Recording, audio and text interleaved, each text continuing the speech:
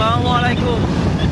মাঠ পর্যায়ে যে নেতা কর্মীরা কাজ করেন সেই ভাইদের উদ্দেশ্যে আজকে আমি বলছি ক্যামেরার সামনে যে ভাই, আপনারা যে হলো নেতা, যে আপনারা যে দলেরই হোক না কেন, আপনারা যে দল করেন না কেন, এই যে হলো যে দলের যে নেতার পক্ষ নিয়ে যে নেতার হুকুমে আপনারা মাঠ পর্যায়ে লাভেন, মারামারি করেন বা হলো আন্দোলন করেন, হ্যাঁ, এতে হলো এই আন্দোলনে এই যে আপনারা যে হলো মারামারি হয়, এতে যারা অসুস্থ হয়, মনে করেন আপনারই সন্তানের বাপ হারা হয়, আপনার স্ত্রী স্বামী হারা হয়, কিন্তু বড় বড় নেতারা কী করে জানেন?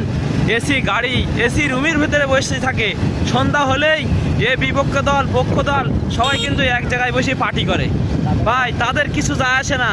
আজ দেখেন তারা কিন্তু হলো দেশ বিদেশে ঠিকই তাদের স্ত্রী সন্তান নিয়ে ঘুরছে, কিন্তু আপনার কি হচ্ছে ভাই? আপনিই তো জেল খাটতেছেন ভাই।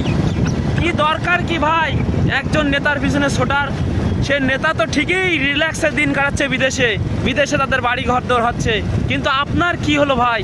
আপনার সন্তানই তো বাবা হারা হলো, আপনার স্ত্রী তো স্বামী হারা হলো, আপনার মা বাবাই তো সন্তান হারা হলো। ভাই, আপনার আর আমার কিছু হচ্ছে না। এতে সাধারণত মাঠ পর্যায়ে যে পুলিশ কর্মী ভাইরা, এরাই হলো ক্ষতিগ্রস্ত হচ্ছে।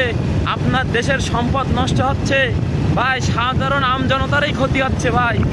এই দেশের নেতা কর্মীরাই তারাই উন্নতি করছে, তারাই দেশ বিদেশে বাড়ি ঘর করছে ভাই, আমাদের কিচ্ছুই হচ্ছে না। তাই আসুন ভাই, এই নেতার হুকুমে না চলে আমরা আল্লাহর পথে চলি, দিনের পথে চলি। এতে আপনার মনে করেন যে ওই বড় বড় নেতাদের পিছনে ঘুরে কোনো ফায়দা হবে না ভাই। আমরা দুনিয়াতে আখিরাতের কাজ করি, আখিরাতের চিন্তা করি। এতে আমাদের আল্লাহর কাছে যে আমরা আখিরাতে ভালো থাকতে পারবো ইনশাল্লাহ।